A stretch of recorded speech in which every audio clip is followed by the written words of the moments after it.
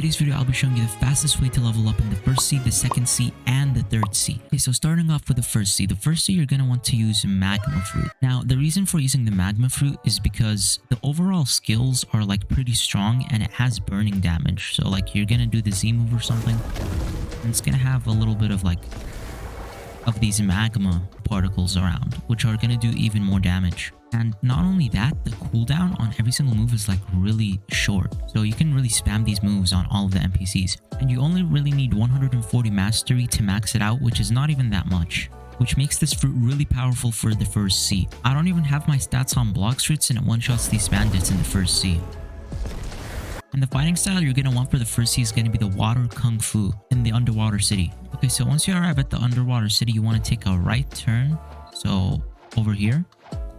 And then you want to go all the way back here. And then you're going to see this little dark purple area. You're going to want to walk through here. And then there's going to be the water kung fu teacher. The way to get it is simply 750,000 belly. I already have it, so I can just equip it. And there you go, you have the water kung fu. This fighting style paired with magma is just absolutely busted for first sea grinders. It's just super fast and does a lot of damage, which makes it really useful. This is the Z move. Just does a good amount of damage and knocks them back. This is the X move. It's like a water shower. And now here's the C move. It basically locks you onto the NPC or player and it just does damage to him. It's basically like a heavy punch that locks you onto the NPC or player and does a lot of damage. And with magma and water kung fu, you might ask, what's the best accessory? The best accessory to run in the game is probably going to have to be the coat, as it gives you a 10% damage buff to all melee attacks, and it also gives you an extra 200 energy. As you can see, my melee attacks just became way stronger with that 10%. Now they can kill a lot of more bosses and NPCs more easier. And once you're done grinding, you get to level 700. Now you can talk to the experienced captain and go to the second sea. See, now when you're in second sea, there's actually an option to do raids, and raids are basically just awakening your fruit, more like a V2 version. And you can not only awaken magma, you can also awaken light. It just so happens that light is not only a good fruit for PvP, it's also an insane fruit for grinding in the second sea. Fully awakening the light fruit will cost you 14,500 fragments, but once you're done with that, it's going to be really worth it. The Z move basically shoots 3 arrows for you depending on how much you charge it up. And all 3 arrows can land if you're close enough. The X move is just a simple light beam. The C move is just a barrage of light attacks. And the V move is just the craziest move. It just makes a circle of light beams. And we can't forget the Shining Flight. You can turn it depending on where your mouse is aimed. And the best part is that it has a built-in sword, so you can actually M1 with it.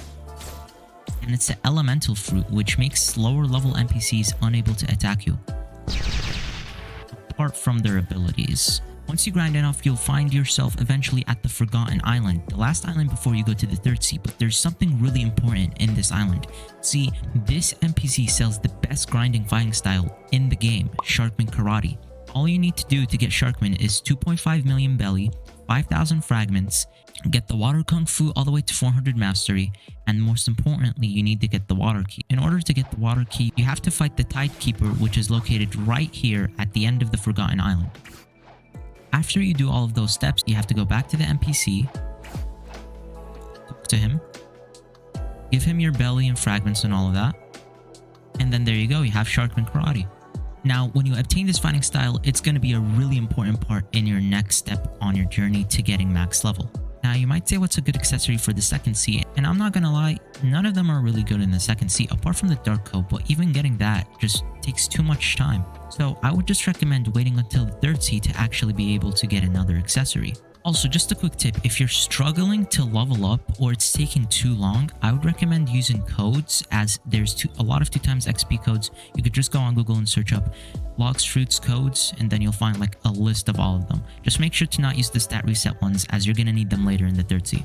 Once you reach level 1500 and you go to the third sea, this is going to be the hardest part of the grind, but I'm going to make it 10 times easier. What fruit you're going to want to use is going to be the Buddha fruit, which I don't have because I'm too broke to actually get it. The fruit actually is really broken as it has a transformation ability on the Z move, which makes you way bigger. When you awaken the Z move, it makes you 10 times bigger than the unawakened version. It actually gives you longer reach and a damage reduction, which makes the grinding way much more better. And since we got the SharkMan Karate from the second C, it will make our grinding 10 times faster and easier. I would recommend to stat reset, so you can finally use your codes right here and then use a stat reset code. Then it will basically take all of your stats away and you can put it into new stats. What you're going to want to do for the stat spread is pretty simple. Only put into melee and defense, because you're not going to be using your fruit anymore as the Buddha transformation is going to be useless. You're only going to need it for the damage reduction and the range. So needing fruit stats is not going to be useful anymore. And that's going to really boost your grinding experience. Now, when you spawn in, you'll spawn in at a place called Port Town. What you're going to want to do is once you're done beating up these NPCs, make sure to fight the boss. The boss is going to give a really important accessory if he drops it. It's called Pilot Helmet. Now, the Pilot Helmet gives a whopping 130% speed boost, a 10% health regeneration boost, 250 energy, and 250 health. Now that's pretty broken considering we just came into the 3rd C. Okay, so let's say you got Buddha but don't know where the awakening place is. It's pretty simple. Port Town is right there, Sea Castle is right here. You just want to go from Sea Castle, go enter it, and then on the right is going to be the raid section. You just talk to this guy. Same thing with Blight. Click normal.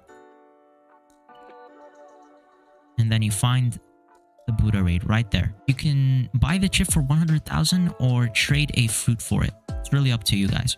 And if you still haven't used codes till now or still have a few remaining codes, I would recommend to use them only when you're grinding, not when you're doing something else like getting a fighting style or something. Also, something I forgot to mention is that when you're in the 1st C, 2nd C, and even 3rd C, I would recommend server hopping bosses. Make sure you get the quest first, of course.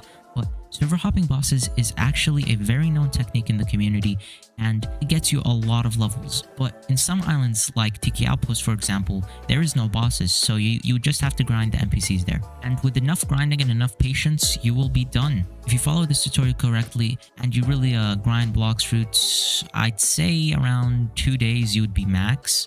I just wanted to explain how to get max level really quickly without, going through every single island and making the video long. I just wanted to get straight to the point and show you the best way to actually grind.